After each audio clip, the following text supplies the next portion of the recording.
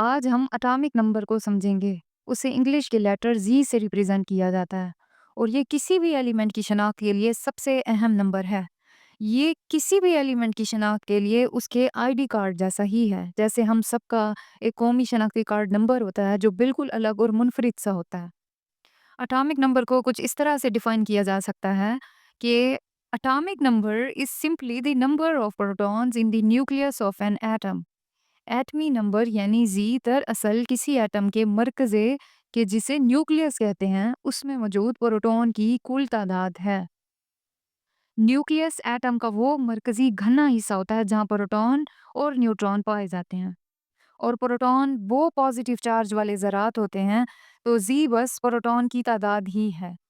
यानी एटम के न्यूक्लियस में जितने प्रोटॉन होंगे वही उसका एटॉमिक नंबर कहलाएगा। अब सवाल ये पैदा होता है कि ये इतना अहम क्यों है? मतलब प्रोटॉन की तादाद से इतना फर्क क्यों पड़ता है? ये प्रोटॉन की तादाद इसलिए भी अहम है क्योंकि प्रोटॉन की तादाद ही ये तय करती है कि ये एलिमेंट किस एटम का है। अगर आप किसी एटम के न्यूक्लियस से सिर्फ एक प्रोटॉन निकाल दें या सिर्फ एक प्रोटॉन ऐड कर दें तो ये एटम की बिल्कुल डिफरेंट एलिमेंट में चेंज हो जाएगा। मिसाल के तौर पर अगर किसी एटम के न्यूक्लियस में सिर्फ एक प्रोटॉन है, सिर्फ एक, तो वो हमेशा हमेशा हाइड्रोजन का एटम ही कहलाएगा, चाहे उसमें न्यूट्रॉन कितने भी हों और इलेक्ट्रॉन कितने भी हों।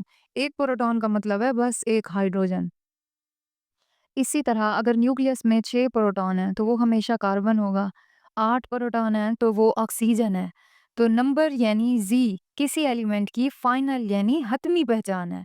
एटॉमिक नंबर सिर्फ किसी एलिमेंट की शनाख्त नहीं बताता, बल्कि वो उसकी केमिकल प्रॉपर्टीज के बारे में भी बताता है। एक न्यूट्रल एटम के न्यूक्लियस में प्रोटॉन और न्यूट्रॉन की तादाद बराबर होती है। अब चलते हैं ऑक्सीजन की मिसाल पर। उसका एटॉमिक नंबर 8 है। तो इसका मतलब ये है कि ऑक्सीजन के हर एटम के न्यूक्लियस में 8 प्रोटॉन है और अगर वो एटम न्यूट्रल है तो उसके गिर्द 8 ही इलेक्ट्रॉन रिवॉल्व कर रहे होंगे। Mass number. मैस नंबर दरअसल एटम के वजन के बारे में है। जैसा कि हमने पहले जिक्र किया कि एटम के न्यूक्लियस में प्रोटॉन और न्यूट्रॉन पाए जाते हैं और तीसरा जरा इलेक्ट्रॉन है जो न्यूक्लियस के गिर्द घूमता रहता है। प्रोटॉन और न्यूट्रॉन का वजन तकरीबन बराबर होता है और ये इलेक्ट्रॉन के मुकाबले में बहुत ज्यादा भारी होते हैं। इलेक्ट्रॉन का वजन एटम के कुल वजन के तकरीबन ना होने के बराबर होगा।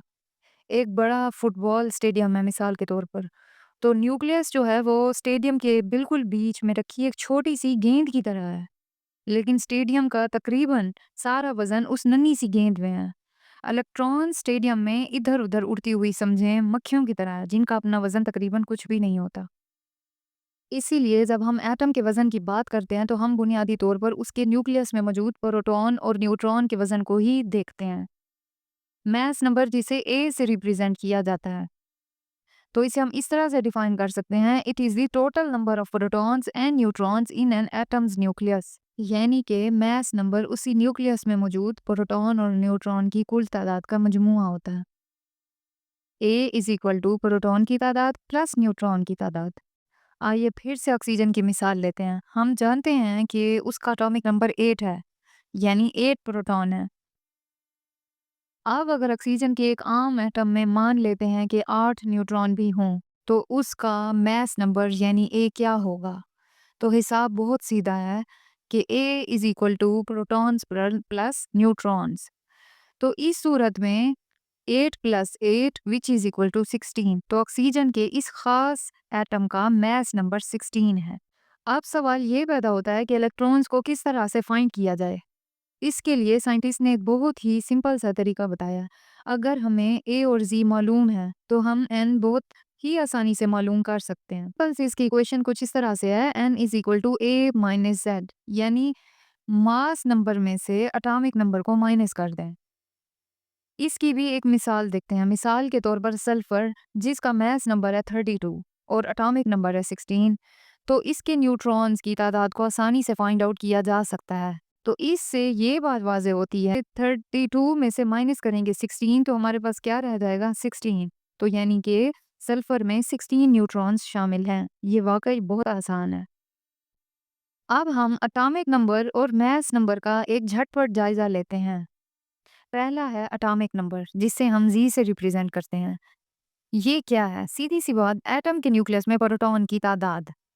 ये हर एलिमेंट का अपना एक मुनफरिद सा फिंगरप्रिंट होता है।